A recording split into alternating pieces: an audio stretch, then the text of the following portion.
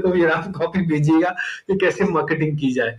खैर, बहुत अच्छा लग रहा है। लेकिन ना एक और शीतल मैम, जो एक टॉपिक है, अब मेरे को ऐसा लगता है कि वो हर किसी को सीखना चाहिए। जो देखो, जो भगवान ने आपको दिया वो तो दिया ही है, लेकिन जो आप खुद अर्जित कर सकते हो है ज्ञान। तो आप ज्ञान खुद अर्जित कर सकते हो। तो जब मैं ज्ञान की बात पे आता हूँ, तो इन्वेस्टमेंट्स को ध्यान में रखते हुए कैसे इन्वेस्टमेंट्स को ध्यान में रखें, बड़े लोग क्या चीज देखते हैं, हमको क्या देखना चाहिए। मैं एक रिटेलर हूं, मैं एक आम आदमी हूँ, घर पे हूँ, सीखना चाह रहा हूँ बाजार को। तो आप क्लासरूम में बहुत सारी चीजें बताते होंगे, लेकिन मेरे को कुछ ऐसी बेसिक चीजें बताइए जो मैं शुरुआती तौर पर देखना शुरू कर दूं आज। ठीक है। जैसे कि आपको मैंने अभी बताया कि मैं फेसबुक मार्केटिंग पे बुक्स लिख रही हूँ, और मैं अभी काफी सारा, आप हमेशा अगर मेरे पोस्ट देखते हो तो मैं फंडामेंटल्स पे ज्यादा फोर्स करती हूँ। मतलब मैं बहुत ज्यादा स्टडी कर लेती हूँ, मैं काफी सारे बुक्स पढ़ लेती हूँ। मैंने अभी अभी रिसेंटली मिस्टर वॉरेन बफे की पूरी लाइफ की जर्नी पढ़ी है, कि उन्होंने क्यों इन्वेस्टमेंट करना कैसे शुरू किया, उनका फैमिली बैकग्राउंड क्या था, उन्हें फैमिली से कितना सपोर्ट था, उनकी वाइफ, उनके बच्चों के साथ उनके रिलेशंस कितने थे, वो फिजूल खर्चा करना बिल्कुल उन्हें पसंद नहीं था, जबकि उनके बच्चों को, वाइफ को घूमना पसंद था। बट बफे सर अपने पैसों का इस्तेमाल बहुत सही करना सीखते थे, करते थे। सो लाइक वो सारी हिस्ट्री पढ़ने के बाद मुझे लगा कि फंडामेंटल कितना इंपॉर्टेंट होता है। मतलब मिस्टर ग्राहम की भी मैंने अभी रिसेंट इन्वेस्टमेंट मंत्रा एक बुक पढ़ी, उसमें भी उन्होंने लाइक वॉरेन बफे सर ने ग्राहम सर के साथ काम करने के लिए कैसे स्ट्रगल किया, मतलब वहां तक पहुंचने के लिए उन्होंने किस तरीके से स्टडी की, और कैसे दोनों के वेव मिला के उन्होंने फंडामेंटल स्टडी करके स्टॉक मार्केट में अर्न किया। तो मैं फंडामेंटल्स में बहुत ज्यादा बिलीव करती हूँ। फंडामेंटल के क्लासेस में भी ये सारी चीजें मैं सिखाती हूँ। अब 11 साल की उम्र से कोई इन्वेस्टमेंट कर रहा है, काश हमें भी तब पता होता था तो हम लोग भी डेफिनेटली इन्वेस्टमेंट करते थे। बट अभी भी टाइम नहीं गया है। जब आप, मतलब वो बोलते हैं ना, देर आओ दुरुस्त आओ, वैसे ही होता है। बट लोग फंडामेंटल जो देखते हैं ना, वो बहुत शॉर्टकट वे से देखते हैं। काफी सारी चीजें आपको फंडामेंटल में देखनी चाहिए। जैसे कि वॉरेन बफेट की, कि वो कौन कौन सी चीजें है, वो कौन कौन से पॉइंट्स हैं यस, जिस पे उनको ज्यादा फोकस करना चाहिए जब आप फंडामेंटल की बात बोल रहे हैं, या फिर आप मार्केट की लर्निंग की बात बोल रहे हैं। यस सर, यस, मैं अभी अभी एक एक चीज आपको सारी एक्सप्लेन करती हूँ बहुत अच्छे से। मेरी उसके ऊपर कमांड है, तो डेफिनेटली मैं हर एक चीज आपको, आई एग्री, आप गुरु हो मार्केट के, योर 24/7 आप स्टॉक मार्केट में रहते हो। हाँ, बताइए मैम। ये तीस 30/08/1930 के लिए, 30 पे बॉर्न थे वॉरेन बफे जी। उनका नेट वर्थ अभी जो है 85.6 बिलियन डॉलर है, जो 2020 दिसंबर तक था। तो ये यहाँ तक कैसे पहुंचे? दो तरीके होते हैं फंडामेंटल्स चेक करने के लिए।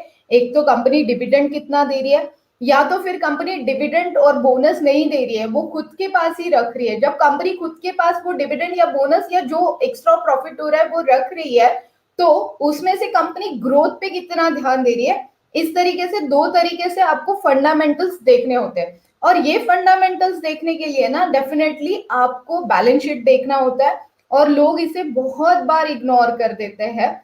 इग्नोर मतलब वही मैंने बोला कि लोग शॉर्टकट देख लेते हैं, रिजल्ट्स आपके पास आ जाते हैं। हर एक कंपनी का रिजल्ट आपको पता है, आजकल व्हाट्सएप इतने ग्रुप हो गए, सोशल मीडिया इतना हो गया कि आपके पास सारे रिजल्ट्स आ जाते हैं। बट उसे पढ़ना कैसे ये लोग देखते ही नहीं है, बट देख लेते हैं और पूछ लेते हैं इसमें प्रॉफिट है या लॉस है।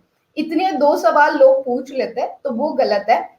फाइनेंशियल पॉइंट्स अगर आपको देखने हैं तो आप सेल्स देख लीजिए, कंपनी का ग्रॉस प्रॉफिट देख लीजिए, ऑपरेटिंग प्रॉफिट देख लीजिए, प्रॉफिट आफ्टर टैक्स भी देख लीजिए, कंपनी कितना डिविडेंड दे रही है, बोनस दे रही है। उसके बाद में आपको देखना होता है अर्निंग पर शेयर।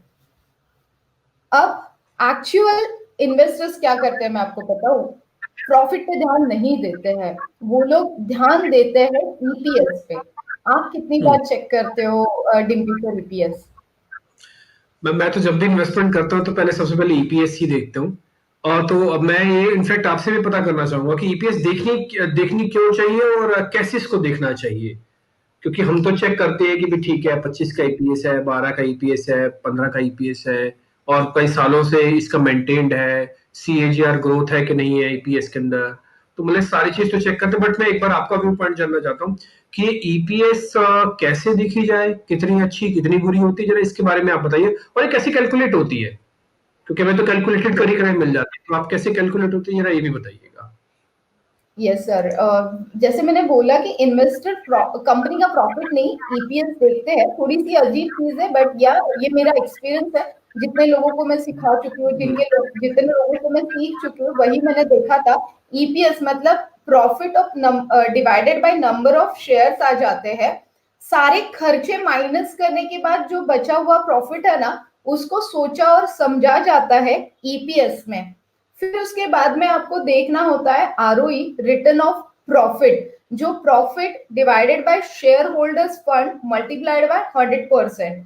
अगर कंपनी में होने वाले प्रॉफिट से ग्रोथ के ऊपर कितना खर्चा हो रहा है, और वो खर्चा होने के बाद इन्वेस्टर्स को कितना प्रॉफिट होता है, तो ये बहुत जरूरी होता है। ईपीएस और आरओई दोनों अलग अलग है, बट काम अगर आप कर पूछोगे तो कैलकुलेशंस मोस्टली एक ही है। बट लोग ज्यादातर आरओई ठीक है। पे ध्यान देते हैं, क्योंकि कोई भी कंपनी है ना अपने शेयर्स बेच नहीं सकती है। जो करंट तीन तरीके से कंपनी प्रॉफिट ऑफ रेशियो बढ़ाने के लिए, एक तो शेयर्स बेच सकती है, बॉन्ड्स बेच सकती है, या फिर कर्जा ले सकती है, और इसी तरीके से रिटर्न ऑफ इक्विटी कंपनी बढ़ा सकती है। हम्म। ठीक है, तो आप ये कह रहे हैं कि आरओई के साथ साथ ईपीएस बहुत जरूरी है। और अभी आपने एक बात और भी लिखी हुई है, जो कि ग्राफिक्स में मेरे को बहुत बेहतर लगी, कि अगर कंपनी का आरओई अच्छा है, यानी कि रिटर्न ऑन इक्विटी अच्छा है, जो शेयर से है रिटर्न, तो ईपीएस भी अपने आप बढ़ेगा। ये फिक्स है, ये रूल है, ये आप कह रहे हैं कि नियम है ये। Yes sir. ठीक है, इंटरेस्टिंग। अच्छा मैम, मैं ये आरओई ईपीएस के अलावा ना एक टर्म और बहुत फेमस होती है, वो होती है कैपिटल एम्प्लॉयड, यानी कि पूंजी निवेश, मैंने कितना किया हुआ है, तो इसको हम आरओसीई कहते हैं। इसको यस कैसे कैलकुलेट करते हैं और इसकी इंपॉर्टेंस क्या है सिस्टम में, क्या ये भी देखनी चाहिए? यस सर, बिल्कुल। बहुत सारी चीजें होती है, मतलब इन शॉर्ट हम लोग कितनी चीजें बता पाएंगे डिम्पल सर, हम लोग 15-20 मिनट आधे घंटे में और कितनी चीजें बता पाएंगे, बट मैंने कोशिश की है आपको काफी सारी चीजें एक्सप्लेन करने के लिए। ये उसे आरओई का लॉन्ग फॉर्म होता है, रिटर्न ऑफ कैपिटल एम्प्लॉय होता है। जो जहाँ पे हम्म। कंपनी है ना अलग अलग तरीके से इन्वेस्टमेंट कर लेती है। जैसे कंपनी का ऑपरेटिंग प्रॉफिट हमें देखना पड़ेगा, नेट प्रॉफिट देखना पड़ेगा, कंपनी काम के लिए कितना खर्च कर रही है, और बचा हुआ प्रॉफिट कंपनी का नंबर क्या है, वो भी बहुत जरूरी होते हैं। ये हम्म। स्पेशली ब्रेंजम ग्राहम जो है ना, उनका आरओ आरओसी जो है ना, ये उनके कैलकुलेशन है। मैंने काफी मिक्स किया है, मतलब वॉरेन बफेट जी और ब्रेंजन ग्राहम के कैलकुलेशन मिक्स करके मैं सारी चीजें देखती हूँ, वही मैं आपको बता रही हूँ। उनका सिंपल एक फॉर्मूला था दोनों का मिलकर, कि रिस्क का मतलब ये होता है कि जितनी कम रिस्क लो और इन्वेस्टमेंट पे फोकस करो, तो वो ज्यादा बेटर होता है। यही रूल मैं भी सीख चुकी हूँ बेंजामिन ग्राहम जी से और वॉरेन बफेट से, कि जब आप इन्वेस्टमेंट पे फोकस कर रहे हो तो रिस्क अपने आप मिनिमाइज हो जाती है। आप ये सारी चीजों का जब स्टडी कर रहे हो ना, तो रिस्क अपने आप मिनिमाइज हो जाती है। हम्म। अच्छा, एक और चीज बताइए मैम, क्या क्या कंपनी की जो प्रॉफिटेबिलिटी होती है वो कई साल तक चेक करनी चाहिए, उसकी आर्थिक स्थिति, ये सब चीजें कैसे आप कितने साल तक देखें और कैसे देखें? यस सर, कंपनी की साइज आपको देखनी चाहिए। पहले तो स्मॉल कैप है, मिड कैप है, लार्ज कैप है, उसे हम लोग मार्केट कैपिटलाइजेशन बोल देते हैं। तो हम्म। यहाँ पे मैं हमेशा अपने सारे स्टूडेंट को सजेस्ट करती हूँ कि स्मॉल कैप अवॉइड कर लीजिए, और लोग यही गलती करते हैं, क्वांटिटी हम्म। देखते हैं, क्वालिटी नहीं देखते हैं, तो वो हमें थोड़ा सा डिफिकल्ट हर बार मुझे फेस करना पड़ता है। कंपनी असेट देख लीजिए कि करंट लायबिलिटीज क्या है कंपनी के पास, करंट एसेट कितना है कंपनी का, वो नंबर उसका डबल होना चाहिए। मतलब एसेट जो उनका एसेट है उसका नंबर अगर डबल हो, मार्केट कैपिटल अगर डबल हो, तो वो कंपनी अच्छी है।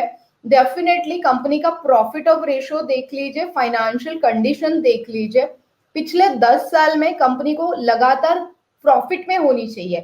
कोई कभी कभार जैसे लॉकडाउन ये एक अपवाद था कि उसे हम लोग कुछ नहीं कर पाते थे, बट वो अगर कंपनी इन बिटवीन थोड़ी बहुत भी लॉस में है तो उसका रीजन क्या है वो फाइंड आउट करके उसे आपको देखना है। फिर एवरी ईयर, मतलब आपको देख लीजिए एवरी ईयर कंपनी की ग्रोथ बढ़ रही है या नहीं बढ़ रही है। देन पीई रेशो बहुत जरूरी होता है। कंपनी का प्रॉफिट कितना है ये सबसे अच्छे से आपको पता चल जाता है पीई रेशो में। एंड देन बुक वैल्यू सीधा सीधा शेयर प्राइस पे असर दिखाता है, जिससे हम प्राइस ई बुक रेशो भी निकाल सकते हैं। इतनी सारी स्टडी करोगे तो आप मुझे बताइए डिम्पी सर, कहाँ से आपको लॉस होगा? बिल्कुल बिल्कुल लॉस नहीं होगा, क्योंकि हर पैरामीटर पे आप चेक करने वाले हो। ये कुछ वैसे ही है जैसे डॉक्टर एक्सरे की रिपोर्ट भी मंगवा ले और आपके हीमोग्लोबिन की रिपोर्ट भी मंगवा ले और आपकी कुछ और रिपोर्ट्स है अगर वो भी मंगवा ले, तो फिर कहाँ पे डॉक्टर गलत होगा? वो तो आपको सही दवाई देगा ही देगा। कुछ कुछ वैसा ही आपका भी है। अगर आप ये सारी चीजें देख लें, चेक कर लें, तो फिर आपसे गलत चुनाव नहीं होगा। शीतल जी से अगर आप कनेक्ट करना चाहते हैं, ऐसी कुछ बेहतरीन फंडामेंटल क्लासेस आपको ज्वाइन करना चाहते हैं, तो आप कनेक्ट भी कर सकते हैं। उनका व्हाट्सएप एड्रेस, उनका फेसबुक का एड्रेस, उनका वेबसाइट का एड्रेस, ये आप सब कुछ अपनी स्क्रीन पर इस समय देख पा रहे हैं। बहुत बहुत शुक्रिया शीतल मैम, आज फिर से कार्यक्रम में जुड़ने के लिए बहुत अच्छा लगा। तो अर्निंग और लर्निंग वाला जो कंसेप्ट आपका बेहद शानदार है। अपने बारे में भी जानो और अपने बारे में और भी जानो। जानो कैसे? पढ़ के। अपने बारे में जानो कैसे? आपसे सुन के। बहुत बहुत शुक्रिया, थैंक यू वेरी मच आज कार्यक्रम में जुड़ने के लिए। उम्मीद करते हैं 1 से लेकर 9 नंबर की सीरीज बड़ी जबरदस्त होगी। आज 1 तारीख पूरा कंप्लीट कर दिया हमने। नमस्कार, शुक्रिया। Thank you sir.